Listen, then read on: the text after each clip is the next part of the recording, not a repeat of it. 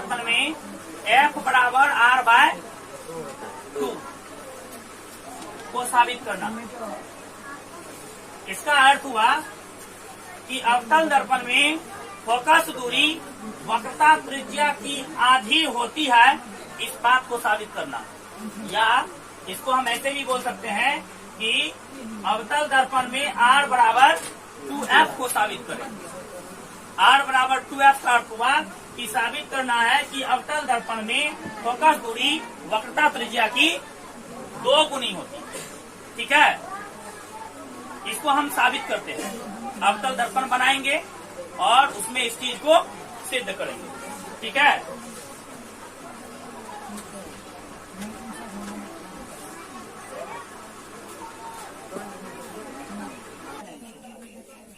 आपका चित्र बनकर तैयार है। ये अवतल दर्पण है, ये उसका प्रधान अक्ष है। ठीक है, और ये अवतल दर्पण का ध्रुव है। C अवतल दर्पण की वक्रता, अवतल दर्पण का वक्रता केंद्र है। F अवतल दर्पण का फोकस बिंदु है। ठीक है, F अवतल दर्पण का फोकस बिंदु है। ठीक, और AO अवतल दर्पण पर किसी प्रकाश स्रोत से आप एक किरण आपतित होती है, इसलिए इसका नाम आपतित किरण है। O पर पड़ने के बाद वह वहां से परावर्तित होकर के सीधे फोकस से होकर गुजरती है। ठीक है, प्रधान अक्ष के समांतर जो भी किरण आएगी, प्रधान अक्ष के समांतर जो भी किरण आएगी, वो अवतल दर्पण पर आपतित होने के बाद सीधे किधर से होकर गुजरेगी? फोकस बिंदु से होकर गुजरेगी। ठीक है, फोकस बिंदु से होकर गुजरेगी। हमने क्या किया? आपतन बिंदु जो है ये O, इसका नाम है आपतन बिंदु। आपतन बिंदु O से C पर एक अभिलंब खींच दिया। क्या खींच दिया? अभिलंब। ये वाला जो कोण होगा आपका, अभिलंब के साथ ये समकोण होगा। ठीक है, अभिलंब खींच दिया। ठीक है, अब देखिए, अभिलंब और आपतित किरण के बीच के कोण को आपतन कोण कहते हैं I, अभिलंब तथा परावर्तित किरण के बीच के कोण को परावर्तन कोण कहते हैं R। ठीक है, अब हम इस चीज को भाषा बना करके लिखेंगे। माना कि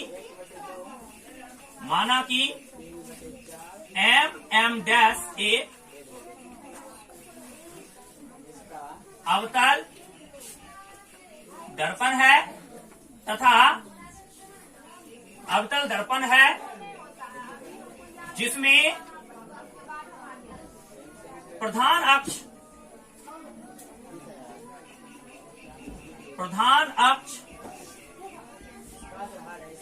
PC के समांतर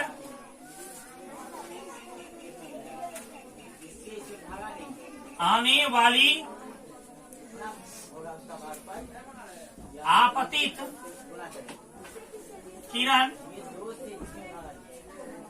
AO, ये किरण का साइन है, देख लीजिएगा।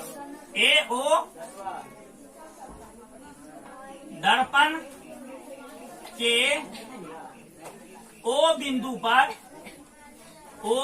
पर आपतित होकर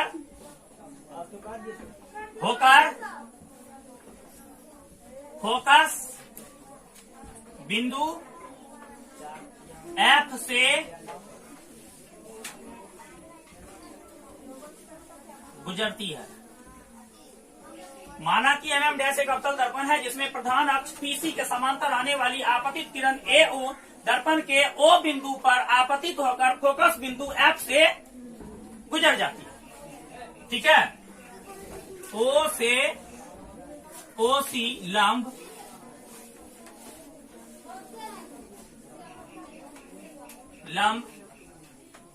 क्या करें? आपतन बिंदु O पर एक अभिलंब OC खींचा, ऐसे लिखते हैं। ठीक है, दर्पण पर नहीं तो लंब लिखना पड़ता, ऐसे लिखते हैं। आपतन बिंदु O पर O से OC एक लंब खींचा, लंब खींचा जिसे अभिलंब कहते हैं। क्या कहते हैं? अभिलंब। इसको एन भी बोलते हैं, नॉर्मल कहते हैं। चलिए ठीक है। देखिए, आपतन परावर्तन के नियम से, परावर्तन के नियम से, परावर्तन के नियम से हम जानते हैं, क्या जानते हैं कि क्या हुआ?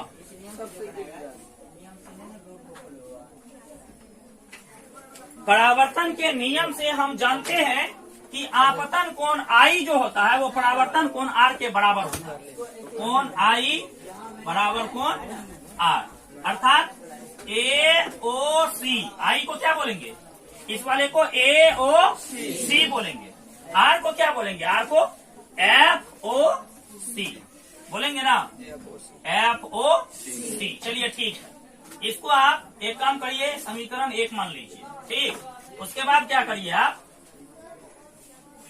चूंकि ए ओ जो है यह समांतर है पीसी के, ये किरण इस रेखा के समांतर है। तो जब ये समांतर है, समांतर जब रहता है और इसको हम ऐसे काटते हैं तो ये वाला कोण इस कोण के बराबर होता है, एकांतर कोण कहते हैं, अंतर एकांतर कोण बोलते हैं ना। तो यहाँ भी ये और ये समांतर है, एक रेखा ऐसे काट रही है, तो ये इसको काट रही है।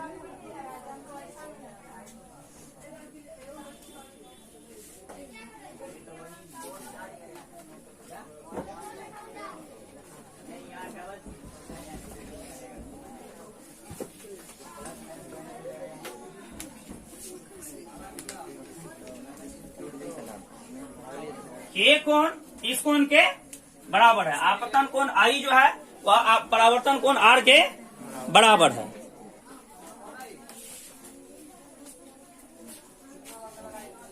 ए ओ जो है यह पीसी के समांतर है, तो यहाँ देखिएगा ये आई, ये कोण आई वाला इस कोण के भी बराबर होगा। देख लीजिए, ऐसे है, ऐसे है, ऐसे है, ये कोण इसके बराबर होगा, ये कोण इसके बराबर होगा। अर्थात ये कि अंतर एकांतर कोण से कोण ए ओ सी ये जो बराबर होगा वो किसके बराबर होगा? ओ सी एफ के बराबर होगा। ठीक है, इसको आप समीकरण 2 मान लीजिए। समीकरण 1 और 2 से देखिएगा, तो समीकरण 1 तथा 2 से देखिएगा क्या हो जाएगा? ए ओ सी बराबर एफ ओ सी, ए ओ सी बराबर ओ सी एफ, अर्थात कोण एफ ओ सी जो है वह बराबर हो जाएगा कोण ओ सी एफ के, क्योंकि ए ओ सी के बराबर एफ ओ सी भी है, ए ओ सी के बराबर ओ सी एफ भी है। तो इसका मतलब ये हुआ कि एफ ओ सी एफ के बराबर है। ठीक, चलिए आगे चलते हैं। एफ ओ सी ये वाला कौन हुआ? ओ सी एफ ये वाला कौन हुआ? ये देख लीजिए आप, एक ही त्रिभुज के 2 कोण आपस में बराबर हैं। एक ही त्रिभुज के 2 कोण आपस में बराबर हैं। ठीक, अर्थात ये हुआ कि त्रिभुज ओ सी एफ में कोण ओ सी एफ तथा ओ एफ सी बराबर है। ठीक, अर्थात ये हो गया, एक त्रिभुज में जब 2 कोण बराबर होता है तो उस कोण के सम्मुख वाली भुजा भी एक दूसरे के बराबर होती है। ठीक है, उस कोण के सम्मुख वाली भुजा भी एक दूसरे के बराबर होती है। तो इस कोण के सम्मुख वाली भुजा है ओ एफ, एफ ओ सी। इस कोण के सम्मुख वाली भुजा है सी एफ। पहले सी एफ लिखिए और उसके बाद है ओ सी एफ। ओ सी एफ, इस कोण के सम्मुख वाली भुजा है ओ एफ। ये दोनों भुजा एक दूसरे के बराबर हो गया। क्या हो गया? बराबर हो गया। ठीक, अर्थात ये समद्विबाहु त्रिभुज हो जाएगा। ठीक है, चलिए, यदि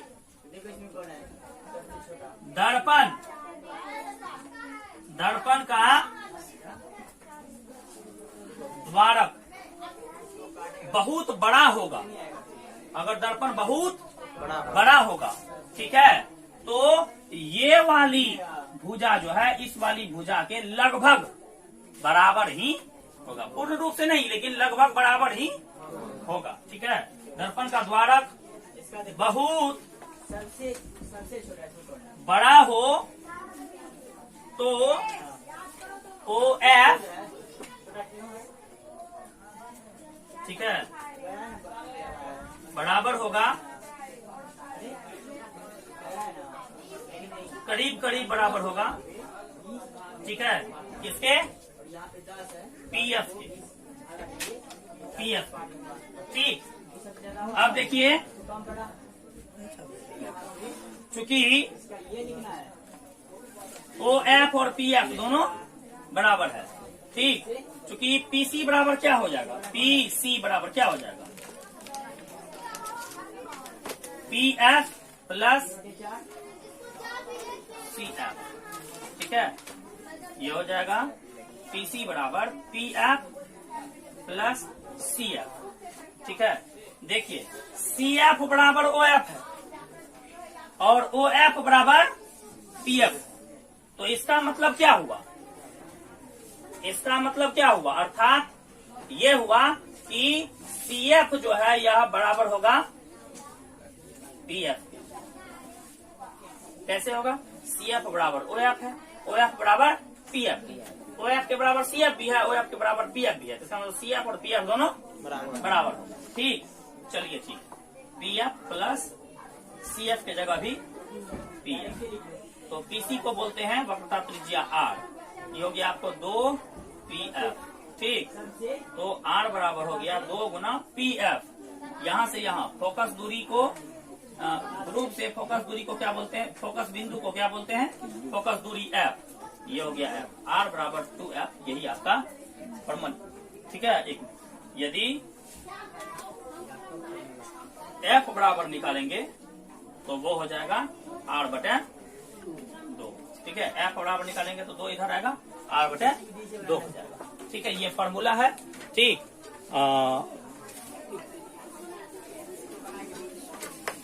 ये काम आएगा जब F दिया हुआ रहेगा तो R निकालने में, R दिया हुआ रहेगा तो F निकालने में।